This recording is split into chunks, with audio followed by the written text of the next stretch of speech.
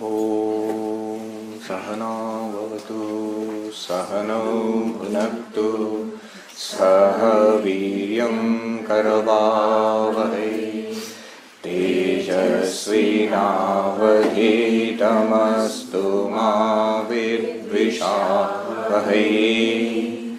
Om Shanti Shanti Shanti. Hari Om. Do we have clock or a?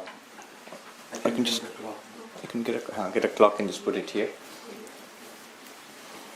So welcome to the first of 3 sessions on the Katha Upanishad. This session and the one in the in the evening today, and the one in the morning tomorrow. So do try to attend all 3 if possible. It's a package deal.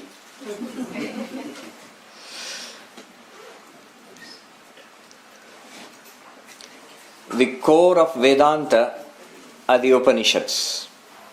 They form part of the most ancient living religion of humanity, the Vedic religion, and the Upanishads form part of the Vedas. The highest philosophical teachings of the Vedas are found in the Upanishads. Among all the Upanishads, and there are many, 108 definitely, and there are many more, but among all of these, 10 Upanishads are of particular importance, probably because some 1400 years ago, Adi Shankaracharya, the great philosopher, non-dualist philosopher, he selected 10 of these to write commentaries on, Bhashyam. And these 10 Upanishads, with Adi Shankaracharya's commentary, they form the basis of Vedanta. It is in fact from these Upanishads that Sri Krishna taught Arjuna in the Bhagavad Gita.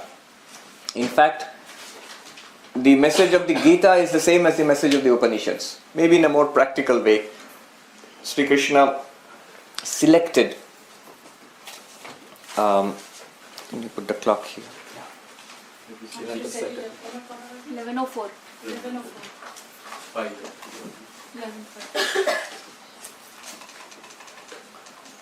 In fact, in some of the verses in the Bhagavad Gita, you find verses taken almost verbatim from the Katha Upanishad.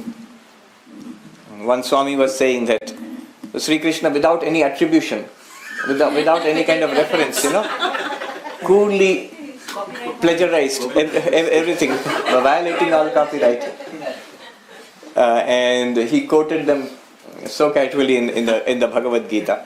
So the Bhagavad Gita is also one of the core texts, part of the Vedantic canon, the core literature of Advaita Vedanta, of Vedanta. And the philosophical issues arising from the Upanishads are discussed threadbare in another text called the Brahma Sutra.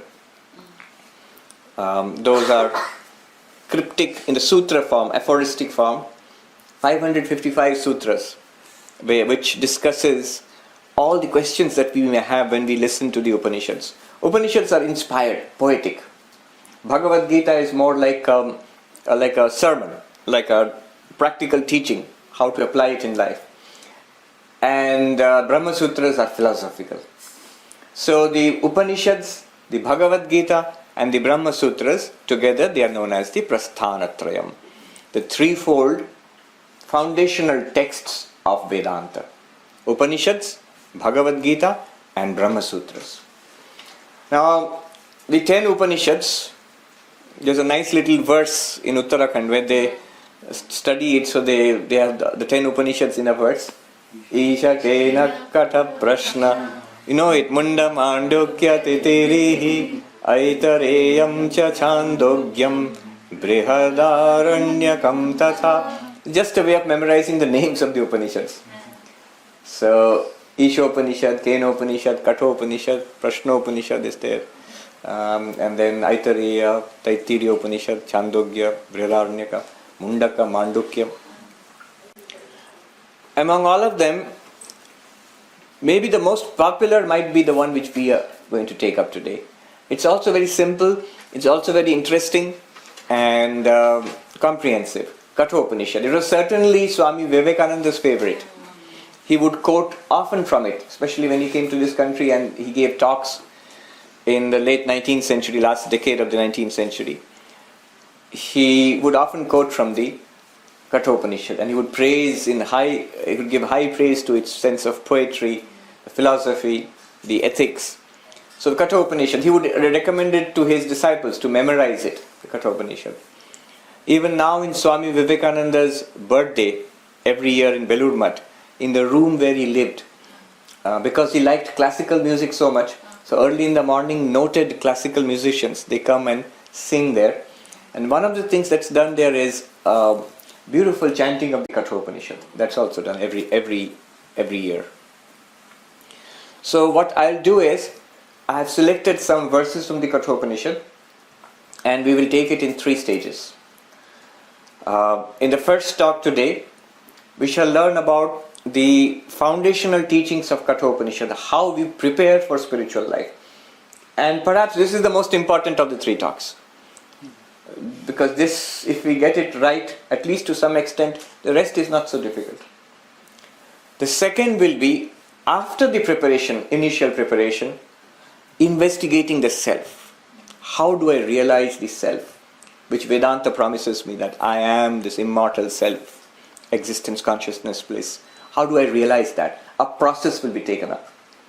Process of investigating who am I. And the third talk will be on the self itself. What is the nature of that ultimate reality?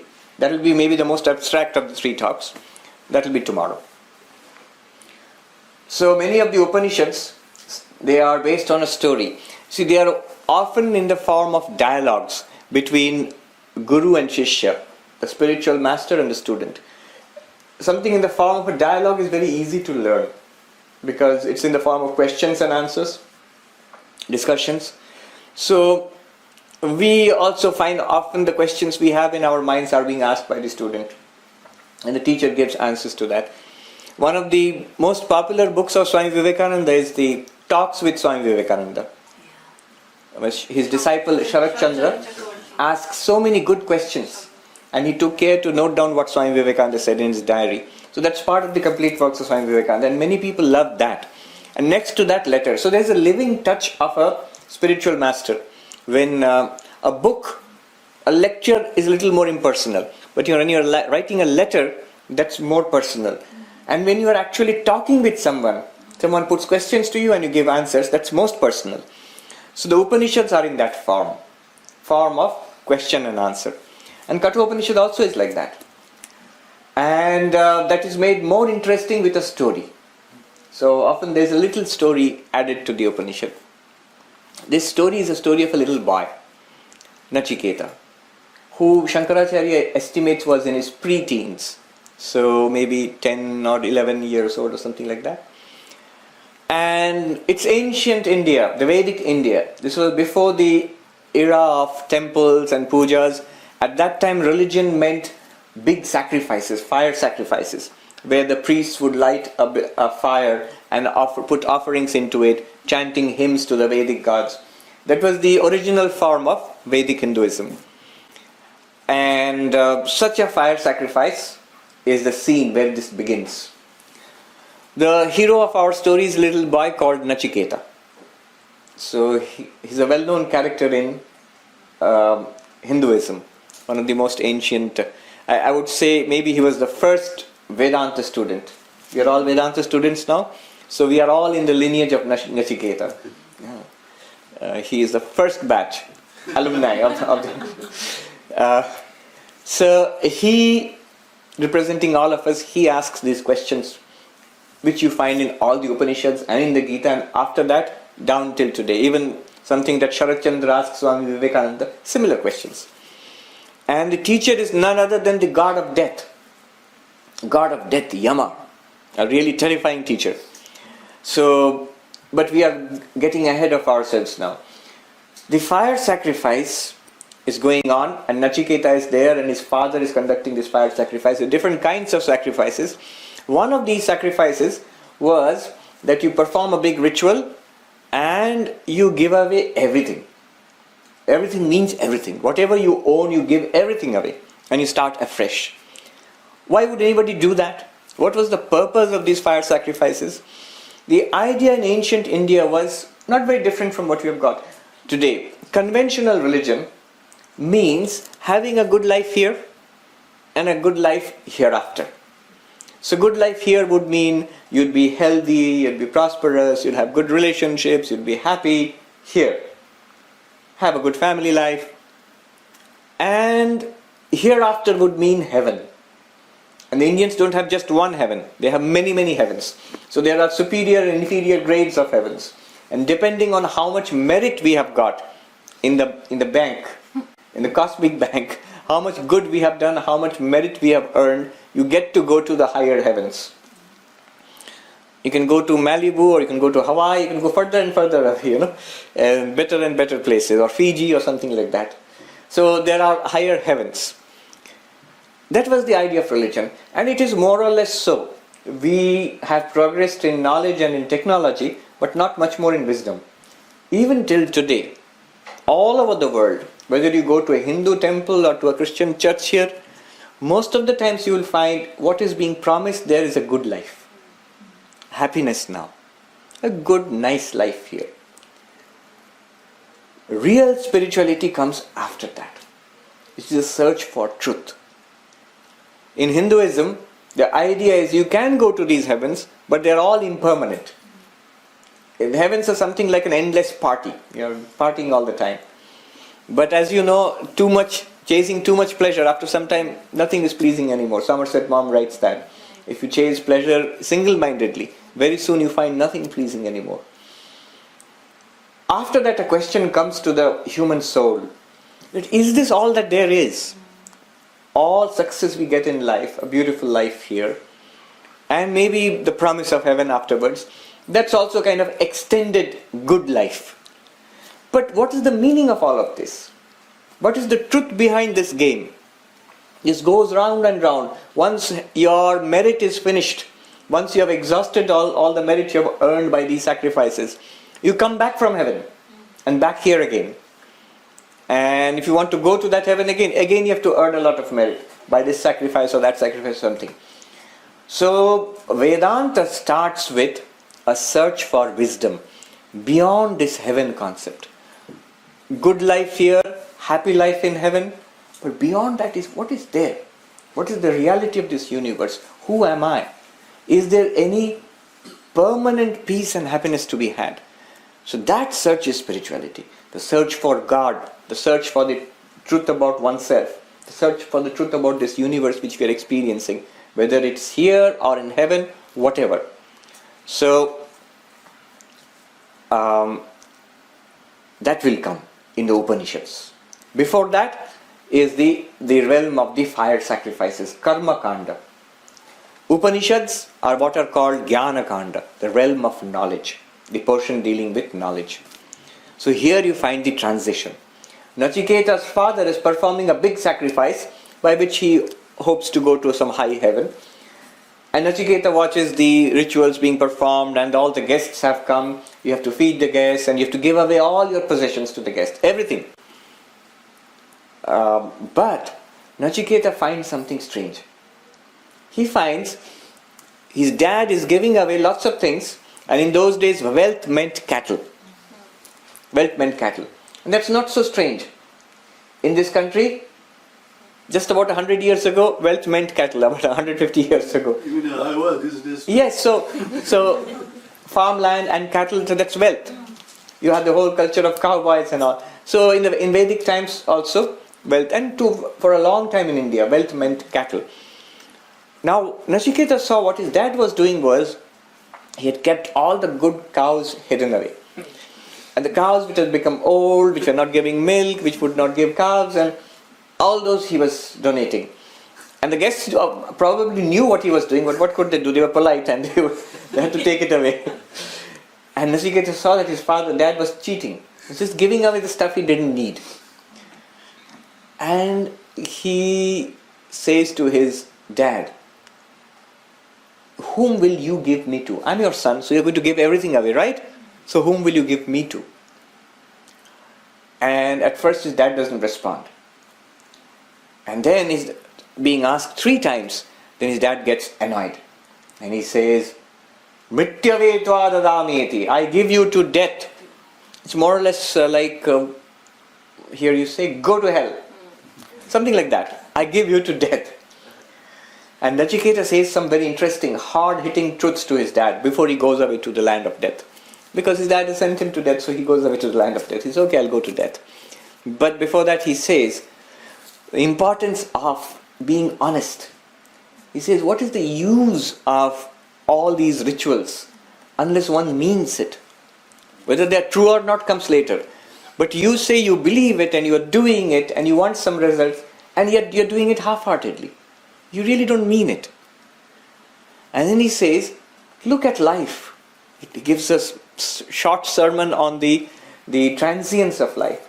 He says, almost in biblical terms, in the Bible you find, look upon the corn of the field, they are here today and they are not here tomorrow. In the same way, Nachiketa says, look upon this corn.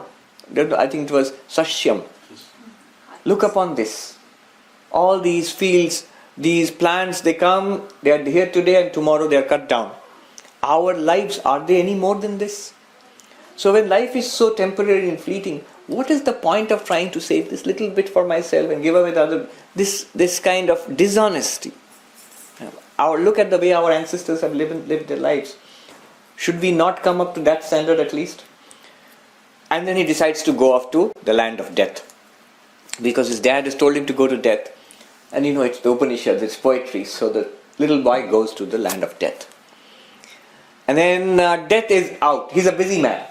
He's a busy guard. Because there's so many people dying all over, and it requires his personal attention. So he's on tour. And I think his assistants tell Nachiketa, you have to wait. He's not at home. So Nachiketa says, I'll wait. Would you like to have something, tea or coffee or something like that? I'm not making it up entirely. I'm making a little bit. It's not tea or coffee, but he did not eat. They asked him, would you like to have something to eat? He says, no. I'll wait until death comes back. I have to talk to him. 3 days and 3 nights, the little boy waited at the door of death without eating. Now when death comes back, his assistants, maybe they say, he must be looking, I have to catch up all the paperwork that is piled up. What's there on the table? He said, oh, this and that, and there's this little boy waiting for you. A very obstinate little kid. He's come here and he wants to talk to you, it seems. You can see the assistants of death sort of rolling their eyes. And he said the little boy is so obstinate, he didn't eat. He's sitting there for 3 days. So death rushes out and greets the little boy, and he says that, oh little child, you've been waiting here 3 days and 3 nights waiting for me. It's a great sin if a guest comes to the house and you do not feed the guest. So I'll give you 3 boons. Whoever you are, I'll give you 3 boons. Nachiketa introduces himself, and he's very happy. He's got 3 boons. You can ask for any 3 things. So the first thing that Nachiketa asks, now you can see the story is so touching, He's a little kid. So what he's really worried about is his dad being mad at him. So the first thing he asks death is, when I go back home, let my dad not be mad at me.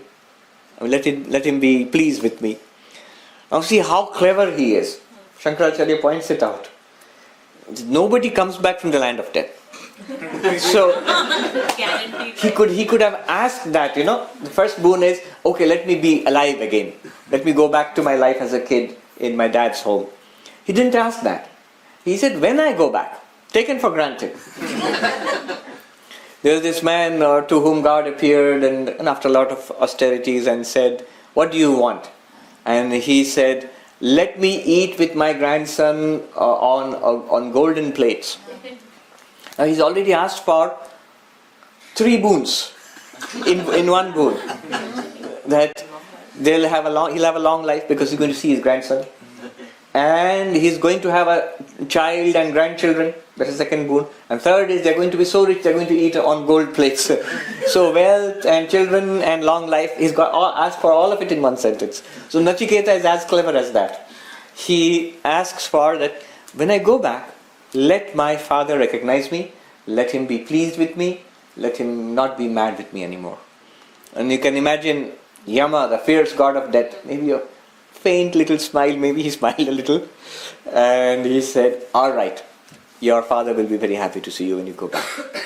Good, that's done. Important thing out of the way. The second thing he asks for is, what's the best fire sacrifice? Because I see all the grown-up people, it's like today people are going to temples or churches and all, and so in those days all the grown-up people were performing these sacrifices. So what's the best sacrifice by which I can go to the highest heaven? Best whatever kids today would say. And Yama teaches him a particular fire sacrifice, and Yama is so happy with him. He says, from now on this fire sacrifice will be called Nachiketa Agni, will be named after you. And he teaches him that. So Nachiketa gets that also out of the way. Conventional religion, best that can be had in life. Then he comes to the real question, the third question. And Yama says, ask, what more do you want? I don't want anything, but there's one thing I want to know. There's a question about life and death, about the self. What is the truth? Today, kids would say in America, give me give me the truth. I want to know what really exists. I remember in Ramakrishna Mission Devghar, where I was a brahmachari, the little boys staged a play once on Nachiketa and Yama. This is a well-known play in India. Sometimes school children stage it. So Yama and Nachiketa. And the monks there helped the children to set up the play. So they set it up, but they didn't rehearse too well. And I remember Swami Atmasthanandaji Maharaj, who is now the president, he's very ill now, but he was at that time the general secretary of the order. He was visiting. So it was set up in his honor. And there were teachers and there were the students, guardians, the parents who had come to see the play, about an audience of 500 or 600 people. And the kids set it up, but it was a disaster. They forgot their lines, and of course the audience enjoyed it thoroughly, but the kids were sweating. They were like, somehow let it end, let it come to an end. And there was a Swami who had helped them to set it up, and he had said the most important verses. The play was in Hindi, but the most important verses when it will come, I will chant it in Sanskrit. At that time, the actors, the kids should just stay there on the stage. From the background, I'll play the harmonium and chant it in Sanskrit. And when the time came for the first important verse, the kids are standing there, and we were in the backstage and looking around. Where's that Swami? Not to be found at that time. He's gone to take a washroom break at that time. And the kids are standing there waiting for the Sanskrit chanting to come. They're looking like this, and the audience is in splits. They're clapping and hooting. So it was a disaster. So time came for the third boon to be asked. And the kid who was playing Yama, rather fat kid, well-built and hefty kid, looking especially fierce, he says, well, Nachiketa, ask for the third boon. And somebody in the audience shouted that, tell him I don't want anything, at least this thing will come to an end. This play will come. We'll be saved of the further torture. So Nachiketa asks this question, this beautiful question. The fundamental spiritual question, really.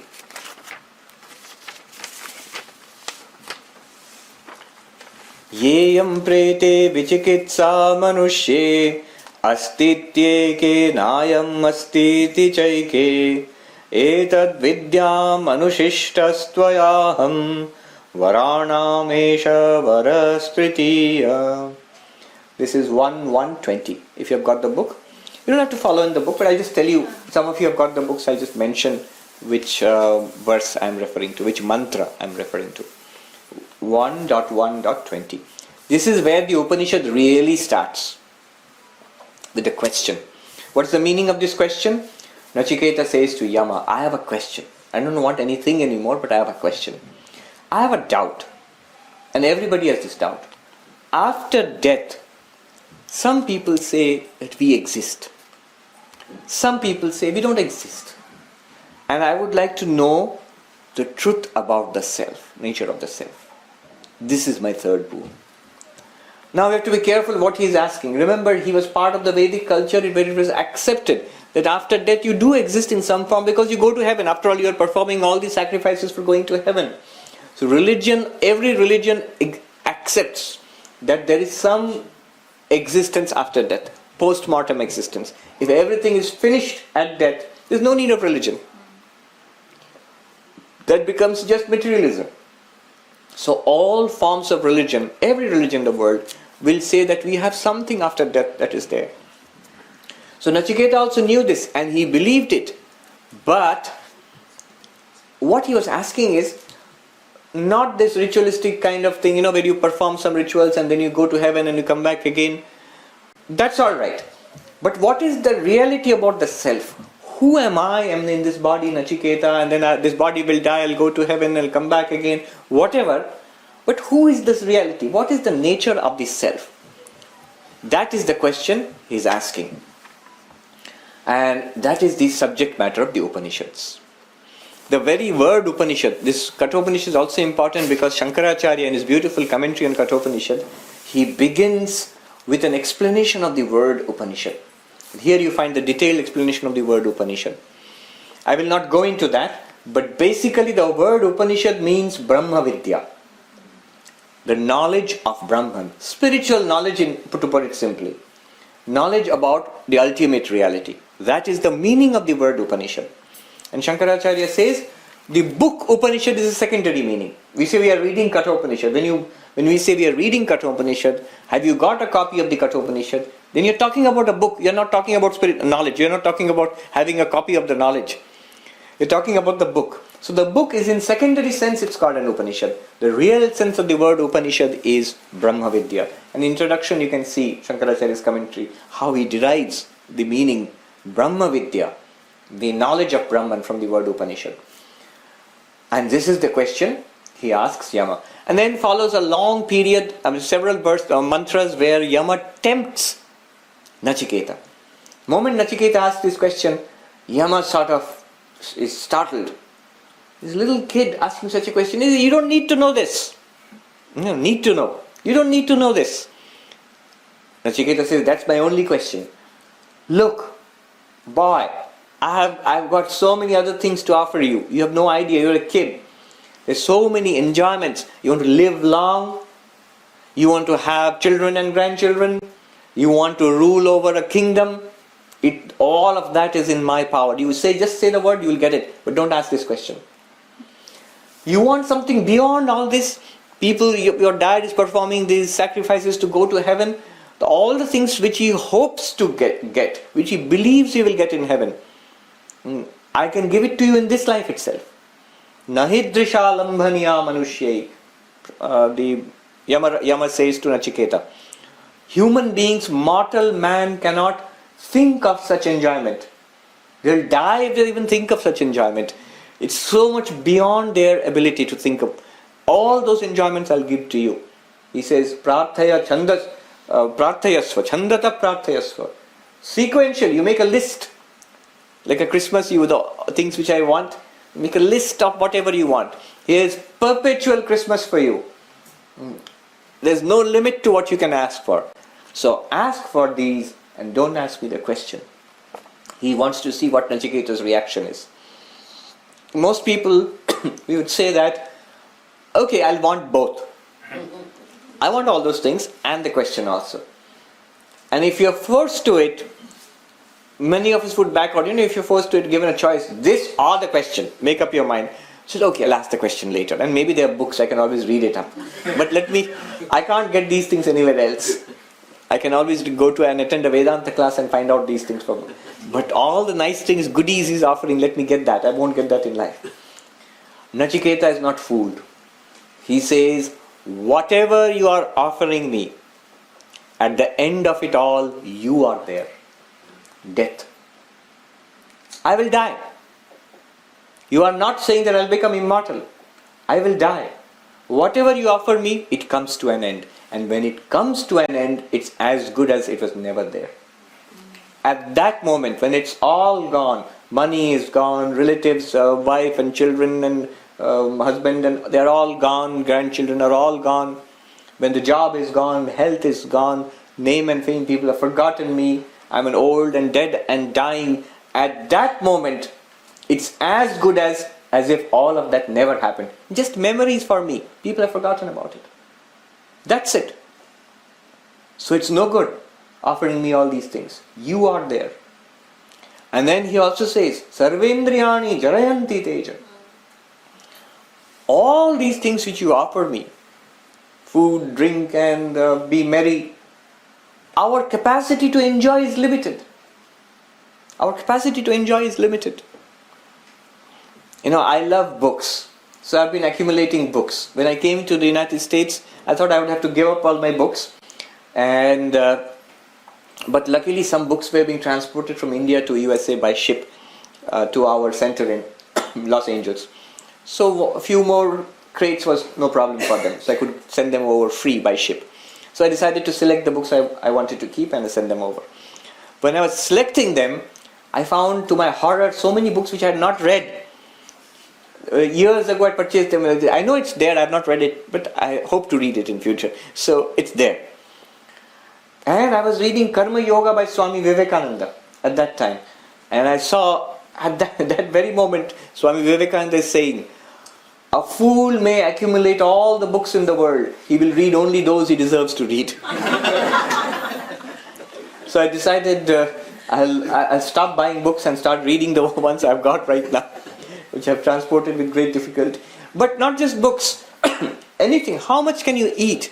How many varieties of ice cream can you eat? How many types of cars can you ride on? How many places of vacation can you go to? It's enormous choice, especially in this country. The United States of the 20th and 21st century, you have more choice than was available to humanity earlier. In earlier times, maybe a few kings and queens had choice. Most people did not have much choice. But what you will consume now, where you will stay, what you will wear, where you will go and visit, how you will live, what job you will do, such tremendous choice is there today, right now today. How you will entertain yourself, tremendous choice is there. So this variety. But how much can you consume? How much can you consume? Very little of it. Because we don't have that capacity to consume. So Nachiketa says, Sarvendriyani jarayanti teja. All the sensory systems decay and deteriorate and are overloaded very fast when you try to enjoy life. It's no good. I want that. And he's cheeky. He's a little kid, so he's a little cheeky to Yama. And he says, Tavaiva vaha travanitya. Yama had promised, I'll give you heavenly chariots and singing and dancing and musical instruments and things like that. And Nachiketa says, Tavaiva vaha travanitya. Keep your chariots and dancing and singing to yourself. You go and sing and dance. I want an answer to this question. He uses that language because he's a kid. And Yama is so pleased. He's not annoyed. He says, I wish I had more students like you. So Yama would be so happy to see so many students like Nachiketa here, who have given up a nice weekend. You could have relaxed and watch TV at home when you come to attend a Vedanta class. So that's what Yama wants. That you give up the transient pleasures of life and seek wisdom. So Nachiketa does that and Yama is very happy and says, I wish I had more students like you. And then Yama starts the teaching. I'll go back and forth a little bit. I'll tell you where I am selecting, what I'm reading. Yama's teaching starts from the second canto, but what I am reading now is 1.3.4. 1.3.4. Atmanam rathinam viddhi shariram rathamevatu buddhim tu sarathim viddhi manah pragrahamevacha indriyani hayan ahur vishayangsteshu gocharan Atmendriya mano yuktam bhoktetyahurmanishinaha. I'll translate and then we will all read it together. This is the takeaway from today's lecture. That's why I want you to repeat it. What it means is, Yama says to Nachiketa, he gives him a model, a structure, a conceptual structure to think about himself. Think about yourself as the passenger in a chariot. The body is the chariot. The horses are the sense organs. The horses which pull the chariot, there are 5 horses. 5 sense organs. And the paths horses are running. It's a very strange kind of car which runs on 5 lanes at the same time. Don't do it, you'll get a ticket here. But this car, it runs on 5 lanes. Eyes run on the path of forms, they see. Ears hear. Tongue tastes. Nose smells. And skin touches. The 5 sense organs run on 5 sense objects. And the mind is the reins with which the charioteer holds the horses. The mind is connected to these horses, the 5 sense organs. And the intellect is the driver, buddhi. Intellect is the driver who holds the steering wheel. The mind is like the steering wheel of the car. And the wheels of the car are like the sense organs. And the driver is the intellect. And who are you? Normally we think that's what we are. He says you are none of this. You are not the body, you are not the sense organs, you are not the mind, you are not even the intellect. The mind which thinks I am now listening to a talk by Swami, the intellect which is trying to understand the Upanishad, you are none of them. You are quite apart from them. You are quite apart from the body too. You are the passenger in the body, in the chariot. Atmanam rathinam vidhi. Know yourself to be the passenger sitting in the back. You're rich, you have a chauffeur, the intellect, who's driving the car of your body through the path of life. You are that person there. And this model is what he teaches Nachiketa. So let's repeat this verse and then this mantra and we'll go into it. Atmanam rathinam vidhi. Repeat. Atmanam rathinam vidhi. Shariram rathamevatu. Shariram rathamevatu. Buddhim tu sarathim vidhi. Buddhim tu sarathim vidhi. Mana pragrahamevacha. Mana pragrahamevacha. Indriyani hayan ahu. Indriyani hayan ahu. Vishayangsteshu gocharan. Vishayangsteshu gocharan. Atmendriya mano yuktam. Atmendriya mano yuktam. Bhoktetyahur manishinaha. Bhoktetyahur manishinaha. What does it mean? Atmanam, yourself. Rathinam vidhi. Know yourself to be the passenger in the chariot. Shariram rathamevatu. Simple Sanskrit. Body is the chariot. Buddhim tu sarathim vidhi. Know the intellect which is thinking right now, which is trying to understand this right now. Remember, that's the driver. It's not you. It's not you. It's the driver. Manah pragrahamevacha. So what's the wheel which the driver is holding?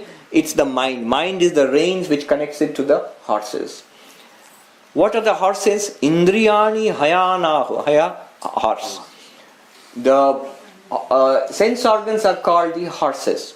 Vishayansteshu gocharan. The sense objects are the paths they run along. Atmendriya mano yuktam bhoktetyahur manishina. How do you become an experiencer? You, the self, who you really are. Remember, Nachiketa has asked, who am I really? What's the truth here? What's going on here?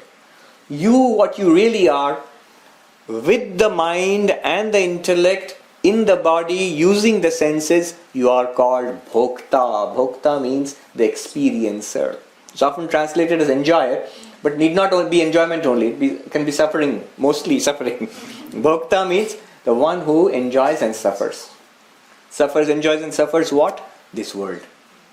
When? All the time. It's what you call life. The life which we are leading now is you having forgotten what you really are, identified with the... It's like a person who's sitting in the car and has forgotten that he's the passenger. He thinks, I am the whole car.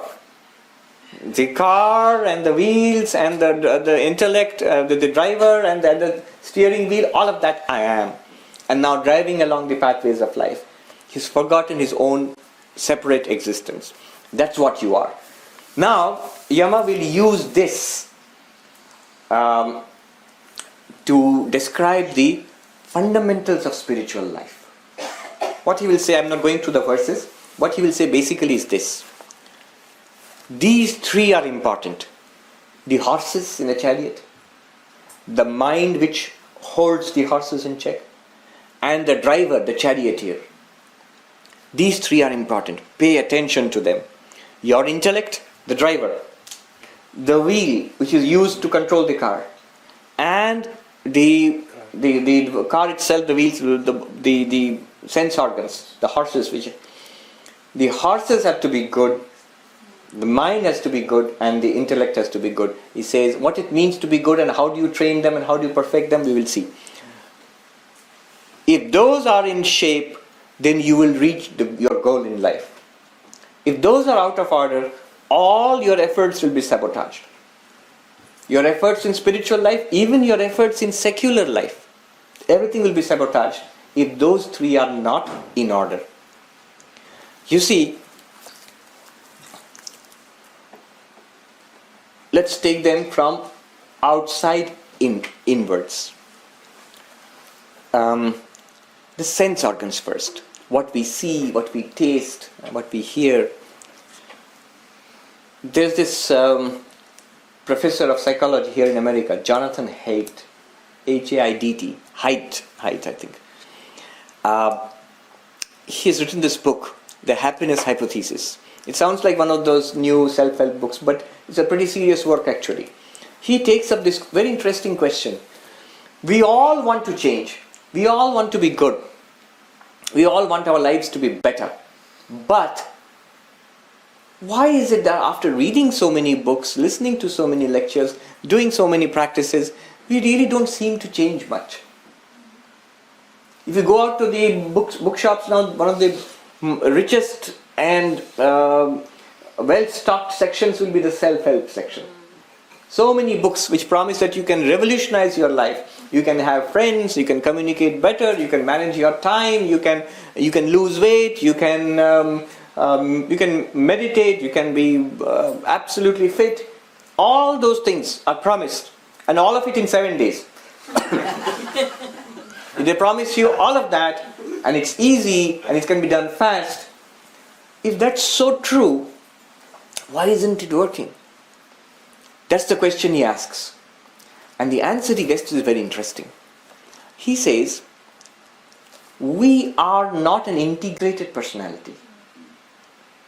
We have an intellect. You can map it to what Yama says thousands of years ago before Jonathan Haidt. He says we have an intellect, but we also have sense organs. And he says, a good model, look at the model he gives. A good model is like a man riding on an elephant. The elephant rider, he gives that model. You see, the elephant rider, the mahout, the person who controls the elephant, he understands where he wants to go. He can read a map. The elephant cannot read the map. And the elephant is not interested in your map. Now, if the elephant listens to the instructions given by the mahout will reach the destination. If the elephant does not listen, if the elephant is not in a listening mood, the elephant is much stronger than the mahout. The mahout cannot drag the elephant where he wants to go. The elephant is going to win every time. If the elephant wants to go there and eat bananas from a shop, it will do that. You can't stop it. It's an elephant after all. Exactly like that. The intellect is convinced by books. The intellect is convinced by talks. The moment you read a very nice book, you get up early in the morning and do yoga, your life will be much better. You're convinced, and it's true. It's not false, it's true. If you were able to get up early in the morning and do yoga every day, within a few weeks, months, years, your life would be measurably better. It's true, it's not false. But why can't we do it? The reason is, the intellect doesn't have to do the yoga. The yoga is supposed to be done by the body. And the body has its own intelligence. It's like the elephant. The body has a certain height, points it out. Our body has an autonomous intelligence. Actually, neuroscience is beginning to show even the gut has its own intelligence. Everywhere in the body where there are clusters of nerves, nerve centers, there is an autonomous intelligence functioning there. Quite apart from the intellect. And that is like the elephant. It does not respond to books. There is an intelligence in the tongue, in the sense organs. It does not respond to the diet chart. It has got its own agenda. Diet chart has convinced your intellect, but it has not convinced your tongue, because your tongue doesn't read those diet charts. It's interested in the experience it gets when it eats that chocolate fudge or something. That's what it's interested in. Yes, and it has a power of its own. Like the elephant, it controls action. What it will do, the tongue. It's my business what I eat. After all, I'm going to do the eating. The fancy intellect is not going to do the eating. So I'll eat what I like. You tell the intellect, you read what you like. But what I'll eat is my business. After all, I'm the one who's doing the eating. One person was saying that I have seen few taste buds, a cluster of primitive cells on my tongue, not even the whole tongue, just a part of the tongue, dragging a mountain of a man into a pie shop. This huge strong guy, maybe a biker. I saw that, this huge bike parked outside a bar, and this big guy with a beard and huge guy, he's going in there to stuff himself with food and drink. Who's pulling him along? There's a tiny bit of cells pulling him along. I saw myself we had gone to visit an old gentleman in a rehabilitation center, assisted living center. And outside in the smoking area, there was this man sitting on a wheelchair, sick.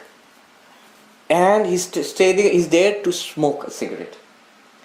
Now I'm thinking, look at this power of that, the taste, the experience of having a smoke. It says to the body and mind, I know you are sick. I know you can hardly raise your hand, but you have to smoke. It's my demand. I remember I saw a movie long time ago. It was about a ghost. As a kid at that time. It was a Hollywood movie. I never thought I'll come and live in Hollywood one day. Now the story was the person is dead and he used to smoke a lot. And the way they have shown it is, he is like a faint mist now, like a ghost or something misty. And he's standing in front of a cigarette vending machine in a train station and trying to grab a packet of cigarettes. But he cannot grab anything physical in this world because he doesn't have a body. And he's desperately trying to grab that. By seeing that, even as a kid I used to read a little bit of Vedanta. But what struck me was, no wonder that Vedanta says it's our desires which force us into newer and newer births. What that person, that ghost needs at that moment is a body more than anything else. He wants a body. You think, who would want to be born in this world? I've suffered enough. We do. We demand to be born in this world. We think right now, I wouldn't want to be born in this world, just you wait. When the body is not there, the first thing we'll want again, order to God, a new body. What can poor God do? Gives us a new body. Okay, go out and play. So, the senses have their own agenda, and Jonathan Haidt points it out. Intellect understands. Intellect has its plans, its diet charts, its daily schedule and to-do lists. The body has its own thing. I want to wake up early in the morning. Intellect agrees, it would be a good thing. But early in the morning, it's the body which has to come out of the blankets into the, out of the comforter into the freezing cold. I don't have to tell you about freezing cold here in Cedar Rapids. So the body refuses. Tells the intellect, you keep your fancy ideas. I'm not getting out into that cold now. I want to sleep a little more. So what Jonathan Haidt says, what does the elephant respond to? The important question is, what does the elephant respond to? The elephant responds to training.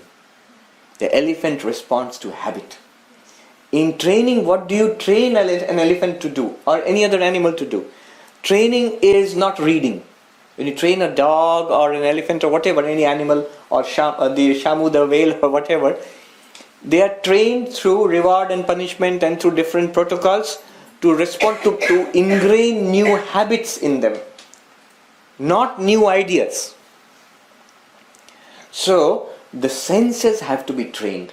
Yama just says, in this he says, if your horses are good, then you will reach your goal. The passenger will reach his goal.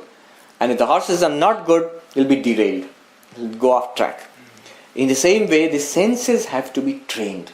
They do not respond to arguments. They do not respond to books. They do not respond to good intentions. They do not respond to Vedanta lectures.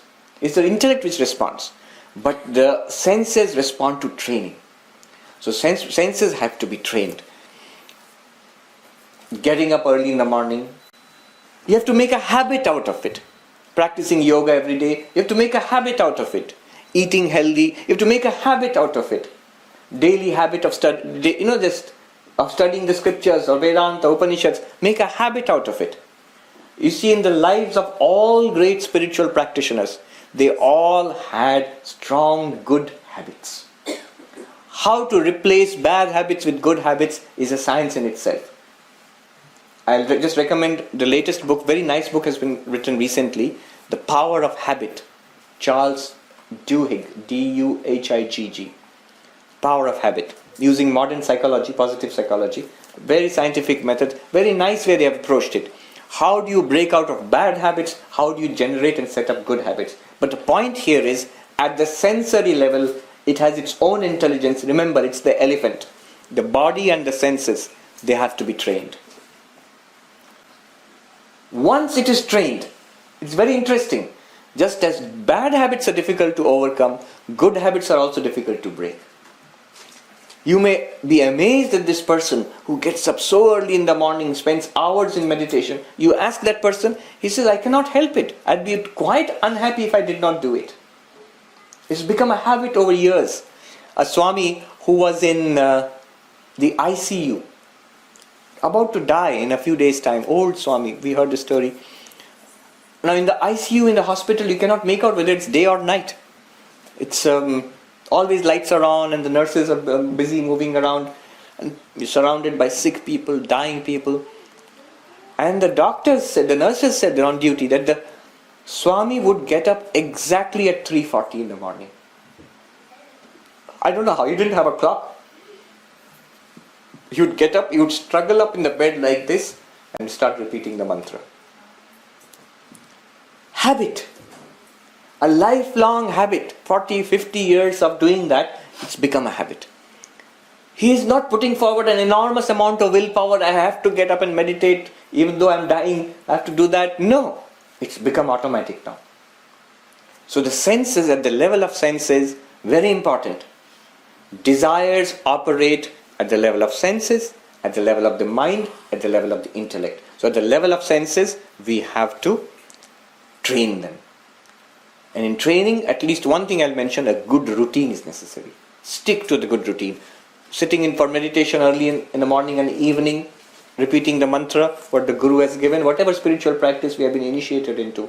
We all know that Guru has told us to make a habit out of it. So a habit of sitting down at the same time. You will find the mind calms down at the same time. It gets ready for meditation. It's a creature of habit. Body is a creature of habit. The senses are a creature of habit. Now you come one step deeper. The mind itself. Manas. It's like the wheel in the hand of the driver. It's what controls the senses. Your wheels of the car are perfect. They are all in running order. Sensors are well trained. But what happened? Why is the car going this way and that way? The driver sits down to drive the car and the wheel comes up in his hand. How are you going to drive? The wheel is not connected properly. Mind. At the level of mind, what does Yama recommend? He recommends that senses are to be trained. The horses are to be trained. The mind, he says, samanaska. He says samanaska. The Sanskrit word samanaska is literally translated into a word which is familiar to most people today, especially those who are interested in Buddhism. Samanaska literally translates into mindfulness. Into mindfulness. You see, we live our lives in a fog of unawareness. Most of the time we are operating on default. What are you doing? How are you sitting? Are you aware of it? What are you thinking now? Are you aware of it? What are you talking? Are you aware of it? No. We are not conscious. We are always slipping off. When we see in those old slapstick comedy movies, somebody slips on a banana and falls down, we laugh. It's cruel, but we laugh. Well, we are always slipping on the banana peel. We are slipping off into the past or into the future. All the time. All the time we are operating in the mode of what if only. What if this happens, or what if that happens? And if only I'd said this, if only I'd done that, if only I'd taken this job instead of that job, if only I'd married this person instead of that person, if only I'd gone to this place instead of that place, and so on. If only, regrets about the past. Thinking about the past. It's gone. It's gone. And thinking about the future. Anxieties, hopes, expectations about the future. You're continuously slipping off. Never here and now. Mindfulness is being here and now. Samanaska. Awareness. One thing that the desires, our samskaras hate, is light being thrown upon them. Our samskaras, the inherent tendencies, you know how they are formed. At first it comes up as a thought, or it comes up as something we see or something we taste. Not so important. Then next stage the mind begins to dwell on it. That person behaved, suppose somebody behaves badly with you. At first you are surprised, and nothing much. But then the mind begins to dwell on it. On the injustice of it. I didn't do anything to that person. Why did that person why was he rude to me? People are always taking advantage of me. I am being rude. I should be more assertive. The mind starts dwelling upon it. Resentment builds up. And the next time you see somebody acting that way, irritation comes then, a flash of irritation. And then anger. And it becomes a pattern. It becomes a pattern. Greed. Nothing starts with greed. Even the most tastiest food or the things which we like, we get a little bit of it. There's a feeling, it's nice. That's the beginning. And then mind dwells on it. It would be nice to have some more. Okay. And then you go out and stock it up in the refrigerator. And then you start snacking on it. Morning, afternoon, evening. And it becomes a samskara, a tendency. When by the time it becomes a tendency, it's already run a groove into your mind. And we tend to start repeating that. All of this happens. That first bud of it's nice. It may be nice, but not very worthwhile. But we forget it's not worthwhile. It's nice. I want to taste that again. I want to see that again. I want to hear that again. I want to touch that again. I want to be in that place. I want to be with that person. I want to do that work and not this work. It starts there, that liking. Then we think about it. The groove becomes deeper. Then we start doing it. Groove becomes even deeper. And in certain cases, like addictions, it's no longer a groove. It's the Grand Canyon. It's been dug deep into our minds. It's extremely difficult to change at that level. Extremely difficult. Samskaras changing, samskaras is difficult. Samskaras are deep pathways. Nowadays they are saying that actually it's there physically.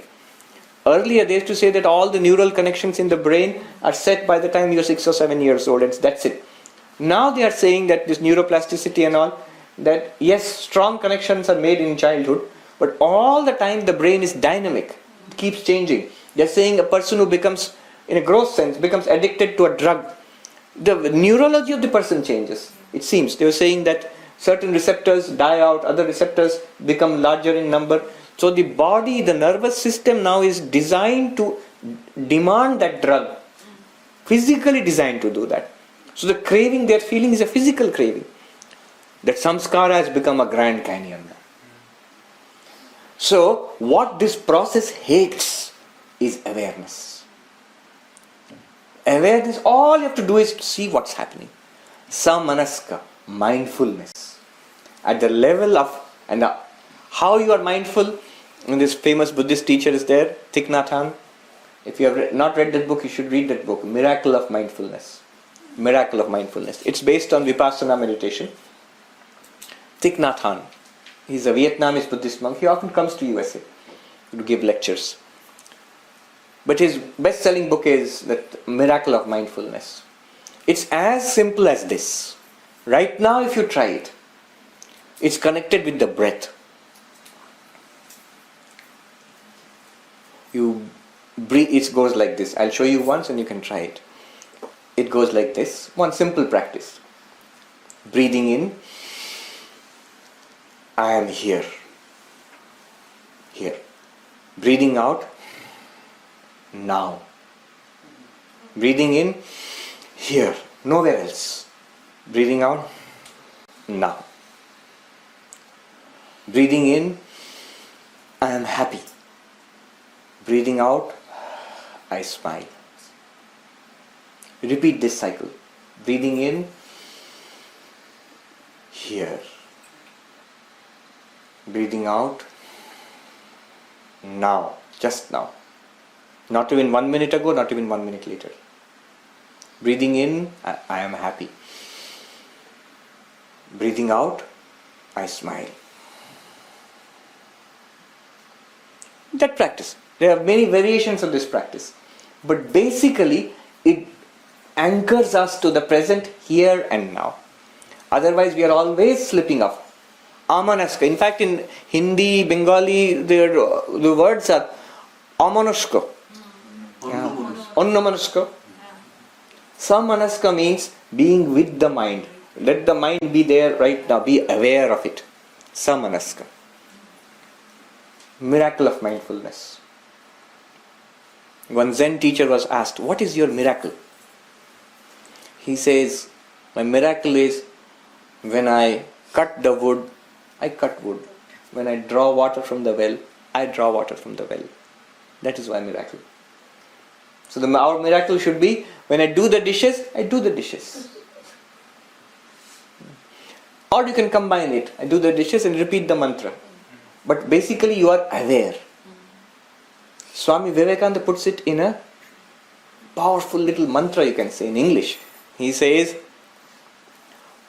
goodness will come, power will come, glory will come, all that is great and excellent will come when the sleeping soul is roused to self-conscious action, self-conscious activity.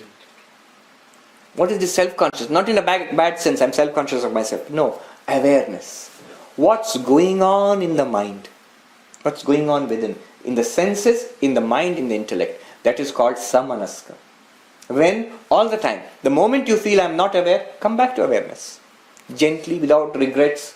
Oh, hours have passed before I look back into myself. Doesn't matter, look into yourself now gently. Don't bewail it. That's also a trick of the mind. I'm no good at this.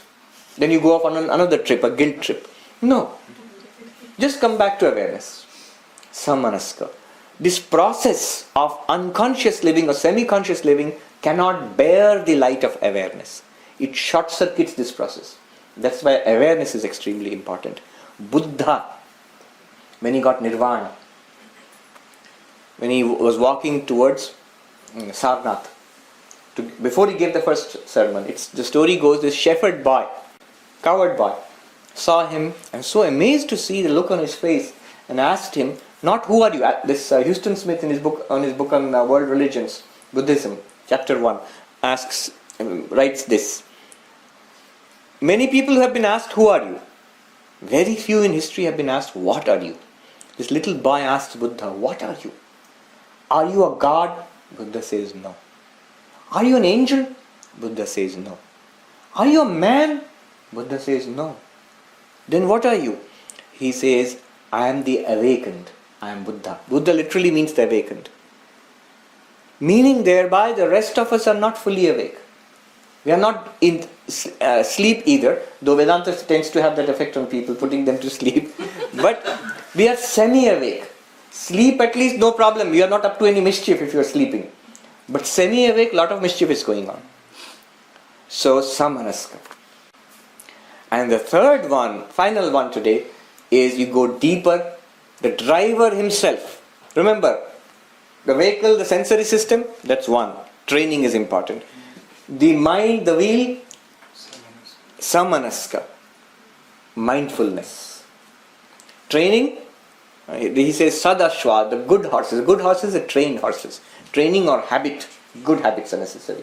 At the level of the mind, mindfulness. Now at the level of the intellect. The intellect is what decides. Most of the time, we do not decide. It works by default. Whatever the senses present to us, whatever the mind does with that, processes it, the intellect says yes.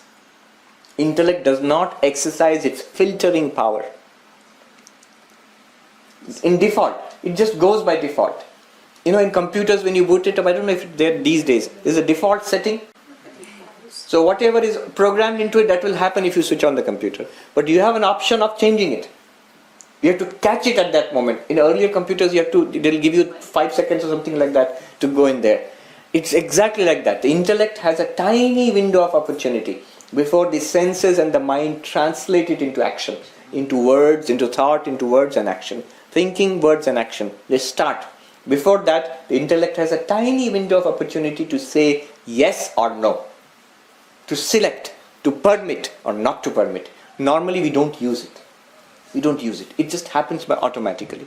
The intellect listens to the whisperings of the senses. This is nice. And the intellect sort of gives in. Though the intellect may know better. So this, in our monastery in India, there's a Swami he was telling me, see how the intellect functions. He had diabetes and the doctor told him he should not take sweets. Now Rasgulla comes. Rasgulla is a Bengali sweet. It's very sweet. So it comes and there's a person coming with a bucket full of that and giving to everybody. And Swami, the tongue says, I want. And the intellect says, no. Doctor clearly has said, no, you should not take it. And sort of when the intellect is half awake, the intellect sort of gives in to the demands of the tongue and says, alright, give me half of. And sometimes there would be, there's this funny idea that it's full of syrup, the rasgulla. So this funny idea that if you squeeze out the syrup and take only the cheese ball, it won't be so harmful. Doctors say that's not true. Anyhow, many people have had that there. So a very funny thing happened. All the monks were sitting and this old monk who was not supposed to eat sweets. So every time anybody would come with the rasgulla, he would say, squeeze it out and give me the sweet. Remove the syrup from it. He would say, squeeze it. Now, this young novice who had come, who did not know Bengali, and he was serving it, he just understood what he meant by that. And he said, squeeze it and give it. So he came to this old Swami and he heard, squeeze it. So he squeezed the syrup on his plate and took away the sweet.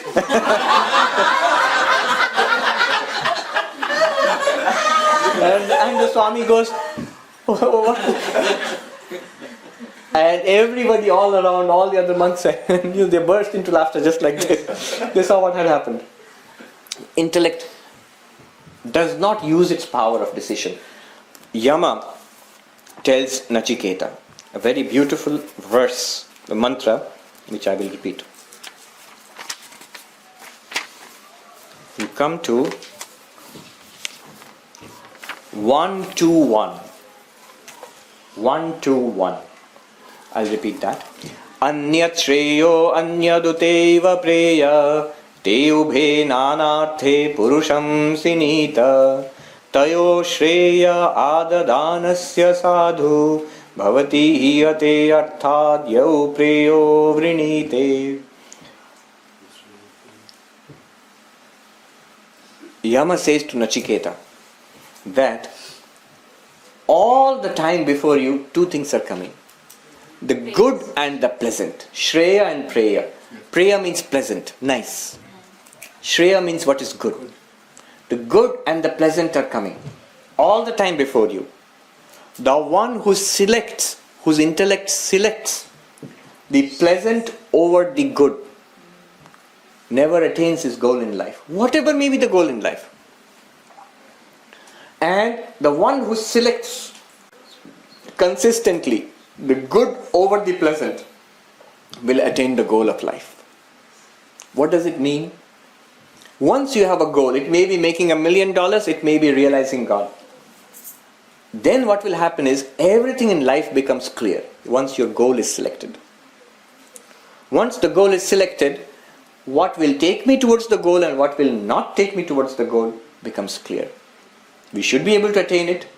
What is the problem? The problem is there are a lot of things which the elephant likes. The elephant likes bananas. Bananas may not be good for it may not be relevant to your goal in life. The mahout who is going there, but the elephant wants that.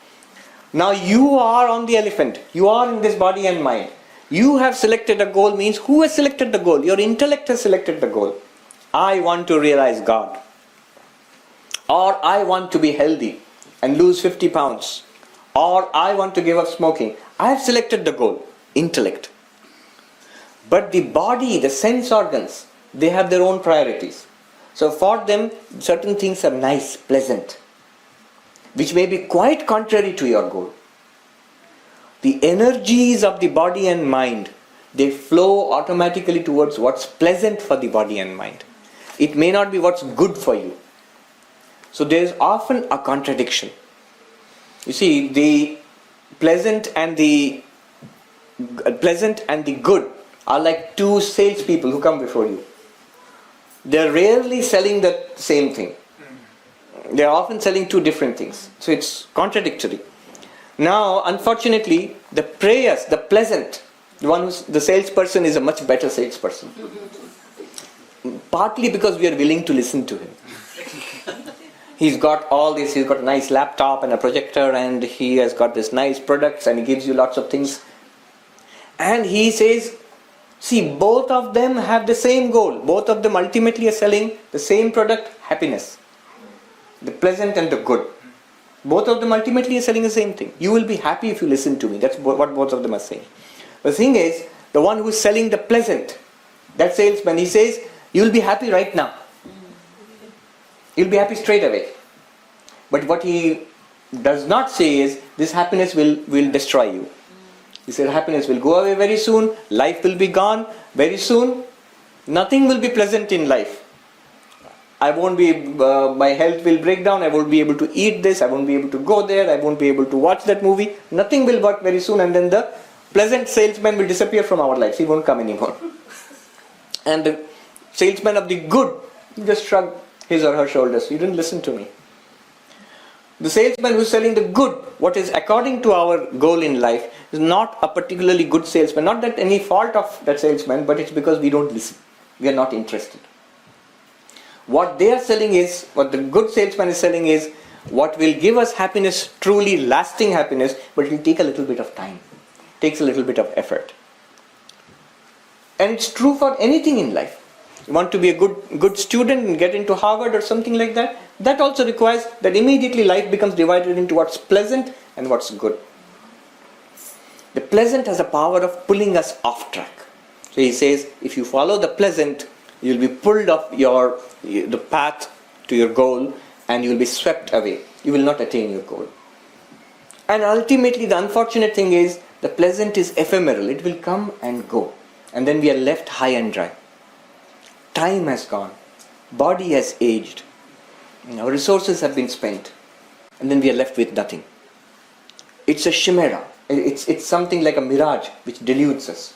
If it did give us some kind of permanent happiness, I would still say that, okay, we got something out of it. But it does not.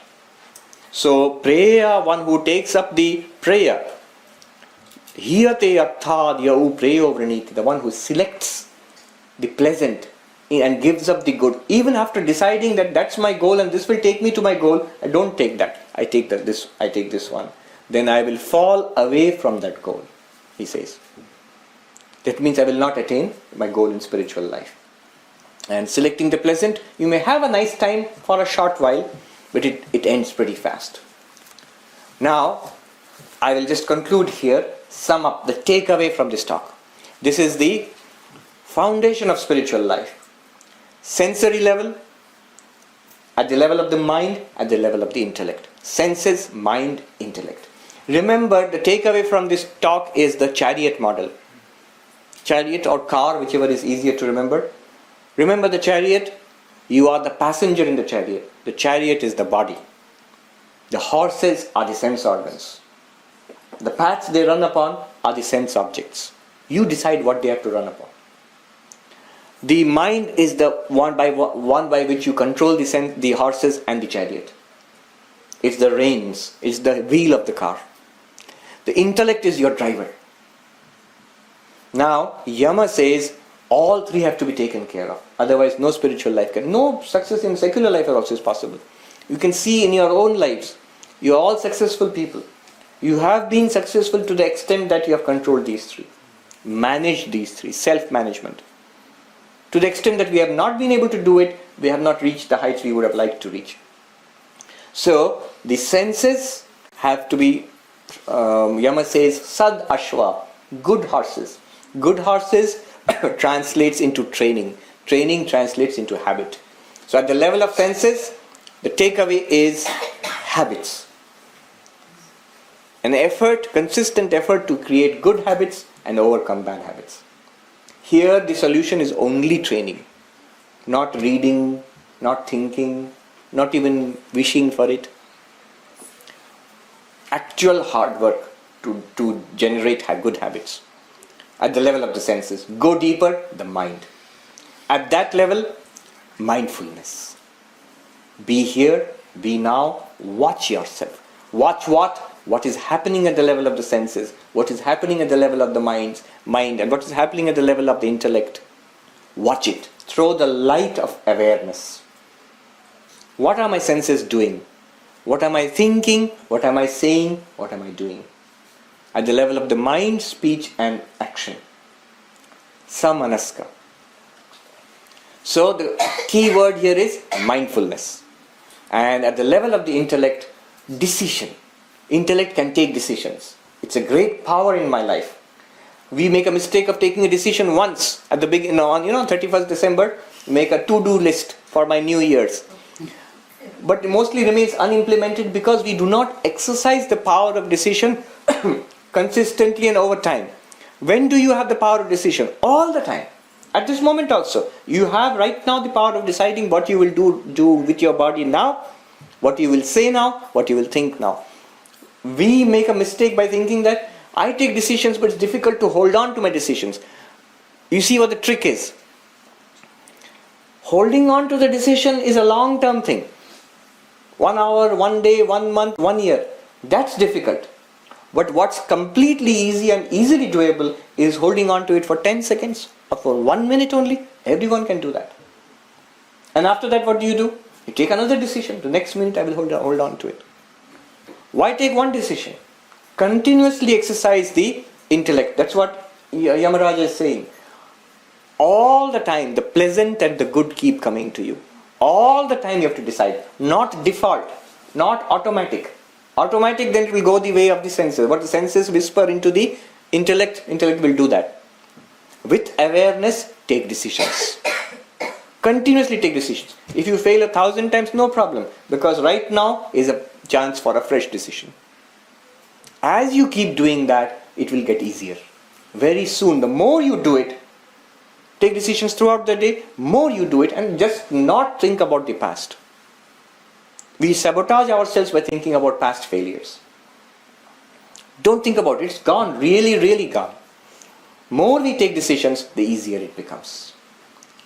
This prepares us for spiritual life. He says the passenger in the chariot will reach destination. Destination is enlightenment, freedom, moksha. When? To repeat again, 3 things we take away from this. Habit, Mindfulness, decision. Senses, mind, intellect. Om Shanti Shanti Shanti Hari Om Tat Sat Shri Ram Krishna Arpanamastu. So we still have time for maybe a couple, 2 or 3 questions. It's 12:20. 12:30 you have to wrap up, right? So in the evening class we will take up next part of Yama's teaching, the path of vichara, to realize who am I. What is the technique? He will teach us a technique. It's subtle. So I can already see people are going in their minds, so the real thing is being saved up for the evening. It's true, that's a deeper thing, but I would always say that the real thing is this. I would urge all of you and all of us, including myself, to think more about this than anything else. Highest Vedanta awaits you. There's no problem there. The real problem is here. Without this foundation, everything that we build upon it will one day collapse. With this foundation, the rest of it is not so difficult. It happens quite easily. It follows as a matter of course. Questions? Yeah. You mentioned in the beginning, I have been thinking for some time why it is like that. Because you mentioned Lord Krishna plagiarizing the Upanishads. And right here in the Upanishads, the 2 Upanishads, I find the same sloka verbatimly repeated. Yes. Though they originated from different Vedas. Yes. I mean, my question is, how did they communicate and all that? Yes, so there was this body of spiritual knowledge. The rishis who developed these ideas, who got this realization and then expressed it in these forms. That's what became the Upanishads. The rishis were the enlightened persons who were the teachers of mankind. So they gave this knowledge to us.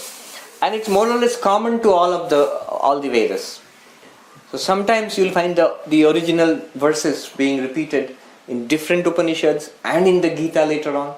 And later on you will find Shankaracharya quoting that and the other great masters of non-duality like Vidyaranya, Madhusudan Saraswati, in different forms, Sureshwaracharya, quoting the same thing. So communicate, I don't know if they had seminars and workshops and things like that, but they definitely had a very vibrant spiritual culture at that time. People used to go and learn from each other. We find in the Upanishads themselves how sages and kings are all the time going to each other, and they would communicate, they would speak to each other. It's not that they were always sitting quietly and then they got an idea and they gave out a verse. They talked, they debated, they quarreled, and they came to certain conclusions. That was the common heritage of Vedanta. That's why it's repeated. And it's common to all of us.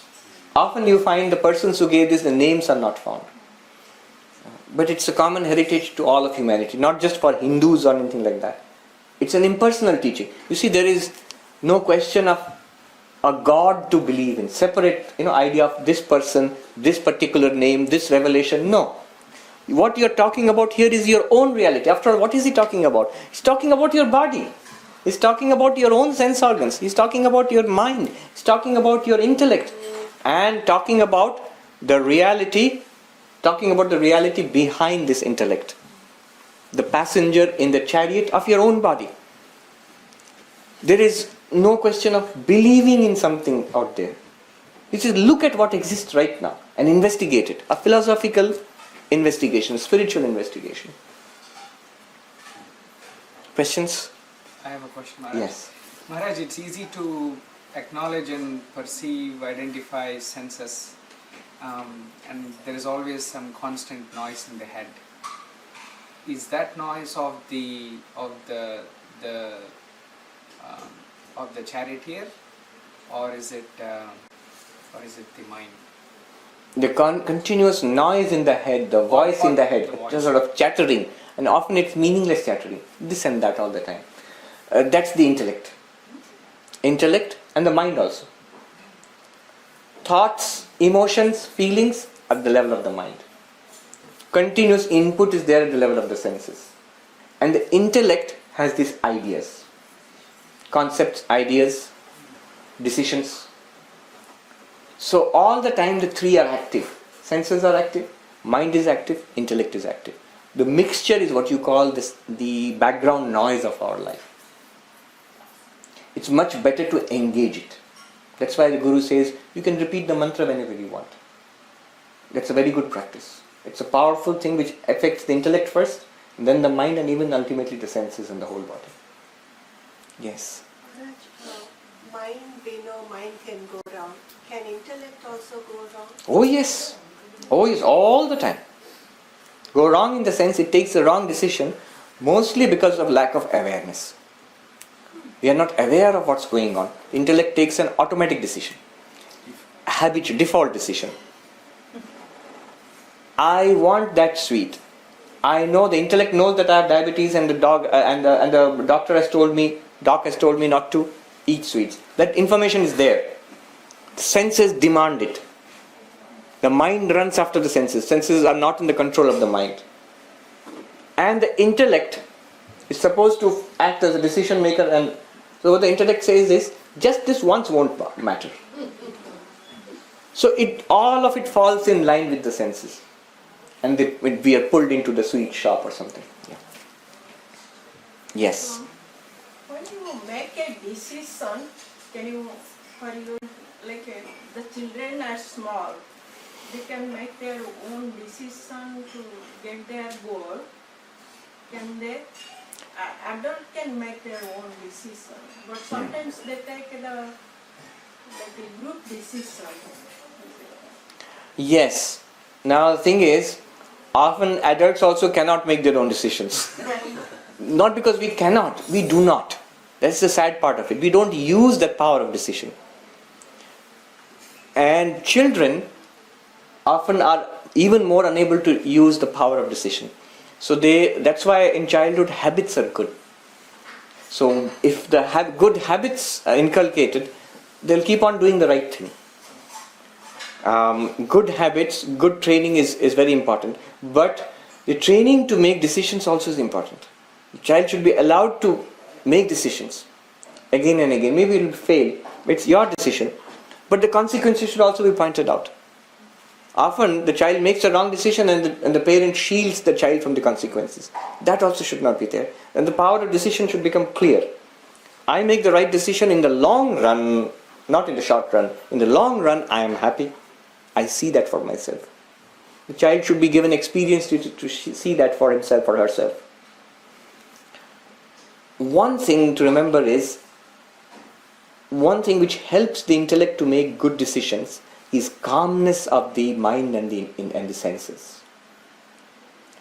Because the intellect has a very small window to make a decision before the mind and the senses start acting. So, if you can be a calm person, maybe even a little slow moving person, then the decisions are better than a fast reacting person. That's why meditation, they have now, through some actual experiments, they have proved that meditation helps us in our decision making process. Certain parts of the, I think, left brain and something, it becomes a prefrontal cortex, they are saying that it becomes more active when a person is more meditative, because it gives it a chance to act. It seems that our primitive and animal brain, it reacts fast, and the more modern, they call it the neocortex or something, so that takes time to react. Intellect works through that. That's why you should give the intellect time to act. It's better not to, if doing something good, do it. Doing something that's a little dicey, wait. Give it time. Maybe the intellect will take a better decision. So meditation is very helpful for the intellect. Intellect becomes stronger, more able to take a decision and implement it if we are meditative. Patience is a great virtue. Patience is not suppression. I'm angry, but okay, I have to be patient. I will not say a harsh word. That person is boiling inside already. That's not patience. Patience says, alright, this person behaved rudely. I'm not affected by it. Doesn't matter. Just a few words anyway. If you react fast, then you are at the mercy of the world. I read about Dr. Hunt, Julian Hunt or John Hunt or something, a surgeon in England who was very rigid, and he would react very fast to criticism. And he said, it's a tragedy that my blood pressure is at the mercy of the whole world. Anybody contradicts me? And the horror of it was, in a medical conference, somebody stood up and criticized what he had said. And he was so furious, he stalked out of the room, fell into the hands of a fellow physician and died of a heart attack. Swami Vivekananda says, you are slaves. Slave to a good word, slave to a bad word. Just a little bit of praise and so happy. What does it matter if somebody praises or I know what I am? Doesn't make me one bit better or one bit worse. Somebody criticizes, I am completely, in positive psychology they call it catastrophizing. Everything is ruined in my life. It's horrible. He has said, or she has said, something critical about me. Really, I am awful. No, it's not true. So, the intellect, it's helped if you are a patient person. The Holy Mother used to say that Shodhjar Shoman Gunne, there is no virtue equal to patience. And Sri Ramakrishna played on this word, a pun. Je shoy she roy, je na shoy tar na shoy. In Bengali, what it means is the one who forbears, who is patient, he will live, he will exist, he will continue, he will prosper. The one who does not forbear, who reacts, will be destroyed.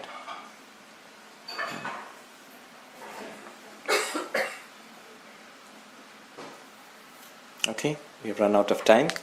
Thank you very much.